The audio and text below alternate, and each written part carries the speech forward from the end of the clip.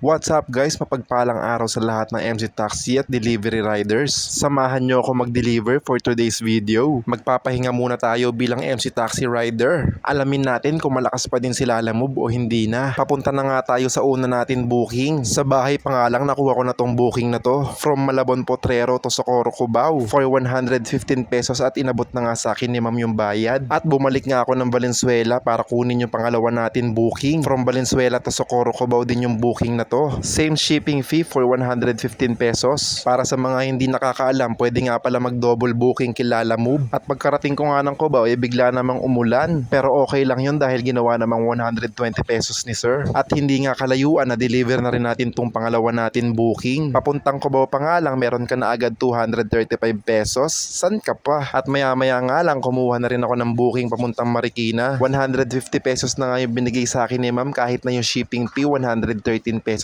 lang. Hindi na nga ako kumuha ng double booking, nakakahiya naman kasi 10 kilometers lang naman yung layo. After nga nun, kumuha na din ako ng booking from Marikina to Parañaque City for 197 pesos. At syempre sinabayan ko yan ng booking papuntang Parañaque, abono nga pala to 500 pesos plus shipping fee na 301 pesos. May layo nga tong 28 kilometers. At andito na nga tayo sa first booking natin. Ginawa nga nilang 250 pesos yung shipping fee kahit na 197 pesos lang yun. Grabe ba? At on the way na nga tayo sa pangalawa natin booking. Sobrang lapit nga lang pala nito sa first drop off natin. 700 meters nga lang. Yung inabonohan pala natin, sensor to, pyesa ng motor. At binigyan nga ako ni sir ng 350 pesos na shipping fee. Nagtip siya sa akin ng 50 pesos. From Marikina to Parañaque City, meron ka na agad tumataginting 600 pesos. San ka pa? At ikinain ko na nga dito yung tip natin. Sumakit yung ulo ko, bes. At after kong kumain, kumuha na din ako dito ng booking papuntang QC. At sa hindi inaasahan, pinakit ako ng pickup natin. At no problem yan kasi meron tayong queuing service. Plus 50 yan, mamen. Plus shipping fee na 139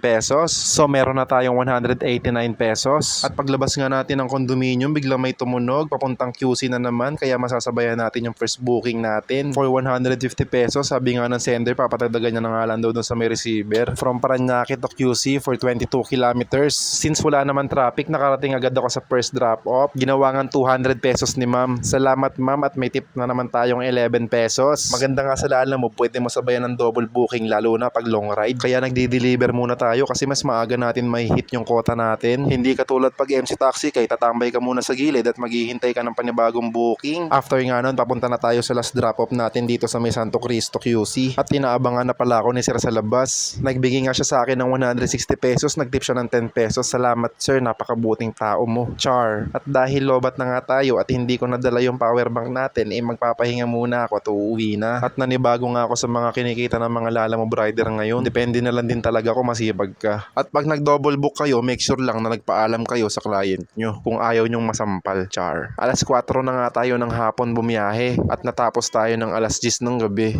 Halos 6 hours din yung biyahe natin. At kumita nga tayo ng 1,460 pesos for 7 bookings. So ayun lang guys, maraming salamat sa panonood. See you next vlog. Thanks for watching. Follow for more. Let's go!